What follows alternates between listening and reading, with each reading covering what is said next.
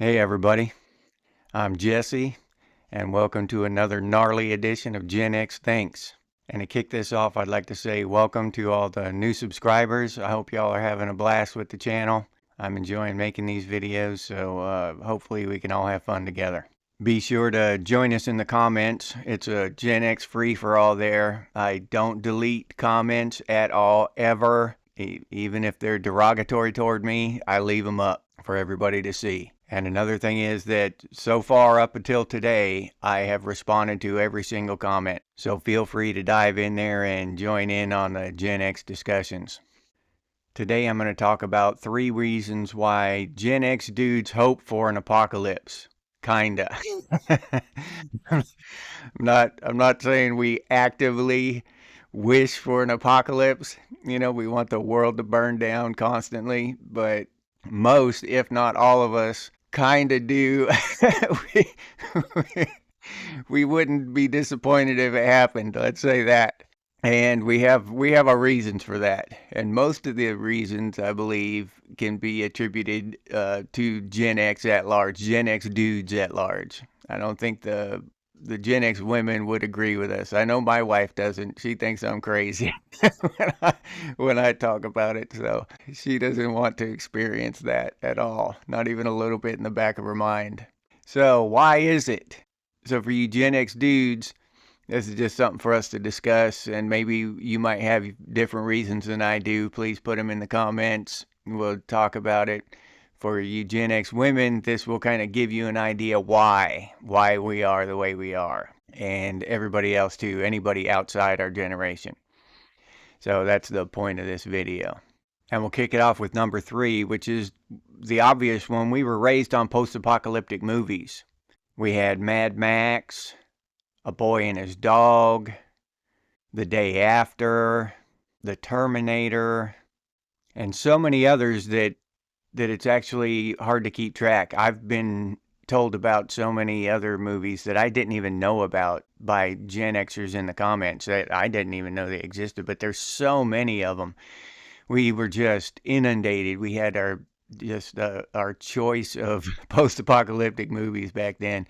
So it was glamorized and almost romanticized, kind of, to the point where it almost seemed like a good thing to young kids at the time. Think about it, for you women, think about it like the princess fantasy. For the guys, it was the post-apocalyptic fantasy.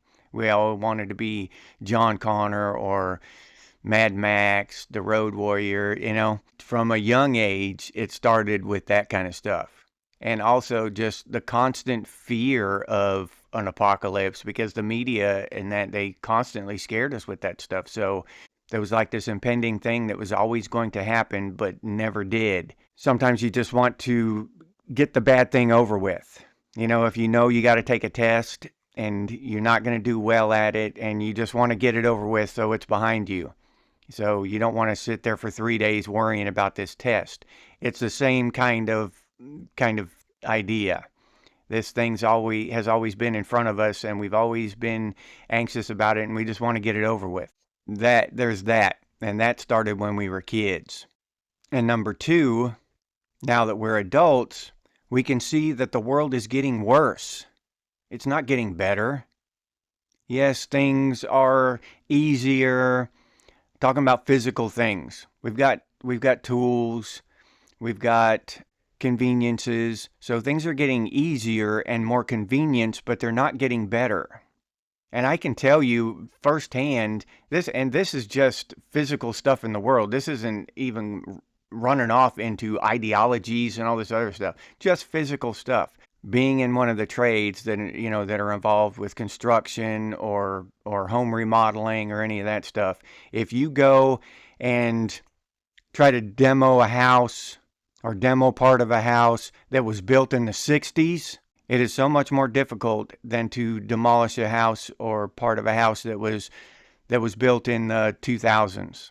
Why? Because back in the 60s, they made stuff to last. Yes, they didn't. Their tools weren't as good. It wasn't as easy to build, no. But the end product was way better. Now they have all these codes and stuff, and it's just, And these codes, they're anti-productive sometimes. You think about that. Oh, we've got these new codes and everything. Yeah, but to give you an example, there's a strap that your roof truss sits on like this, and you put nails in it to hold the roof truss down, right? Well, the code says you have to have all the holes in that strap filled. But if you fill all those holes with those nails, it'll shred that truss. It weakens the truss and makes it practically worthless as a holding from an upward force, which is hurricane winds. So it's getting worse. The building, the quality of our products is getting worse. TV used to last generations, and the TV guy would come and fix it if something went wrong, and you go back to watching TV. Now you just throw that crap away. Go buy another one because they're cheap. It's cheaper to buy a new one than it is to fix the old one, and that's just a fact. So we're just filling landfills with crap that back in the day would be repaired and kept for several more years. So the problem isn't just overpopulation and all this stuff. The problem is that we have the intelligence and the technology to fix these things, but we don't. And that is how everything is getting worse. I just named a couple of simple, obvious things, but society and the world at large is getting worse. Ideologically, patriotically, there's just so many ways that the world is getting worse. So you look at this and you're like, you can follow that path and say, okay, we're here. We were here. Now we're here. And where will we be in another 40 years? It doesn't look good. An apocalypse would fix that. we, we could do it right this time, right? If we had to start over. So there's that. That's always in the back of my head. Like, yeah, it'd be hard. I know that. I might not survive. I know that. But humanity goes on. So that's my other reason. Now the first and probably best reason, the most appealing reason, is that an apocalypse of any kind would level the playing field.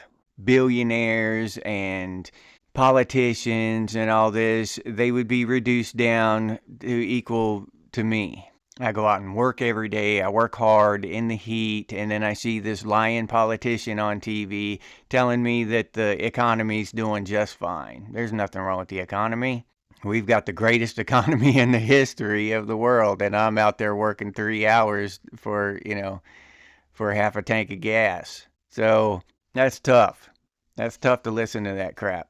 Listen to the lies and watch them getting rich by lying to me. And an apocalypse would bring them down on an even level with me. Because honestly, financially, like that, in the social stratosphere and the financial stratosphere, I don't have far to fall. Apocalypse wouldn't send me back too far. I'm just being honest. I'm being real.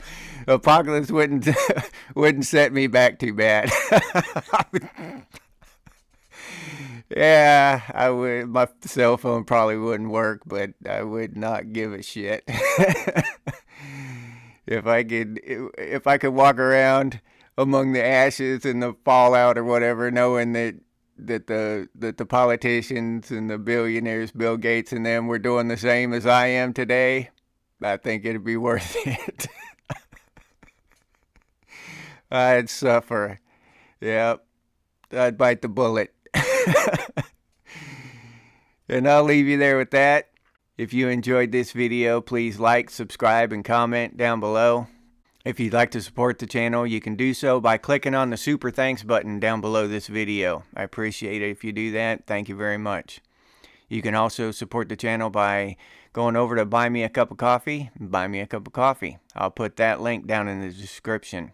Or if you're interested in cool Gen X gear, like the new hat I'm wearing, I don't know if you can see it. It says Gen X stinks, rub some dirt on it. Oh, and my shirt too. Leave us alone. Pretty cool Gen X and Gen X stinks branded stuff over there at Redbubble if you're interested. And I'll put that link down in the description too. If you can't or don't want to support the channel in any of those ways, you can always do so by sharing these videos on your social media. That helps out a lot. I thank you for those of you who do that. I really appreciate it. And if you have any ideas for future episodes of Gen X Thinks, please put those down in the comments, or you can email us. The email address is on the channel page. And as always, stay frosty, Gen X, and I'll see you on the next one.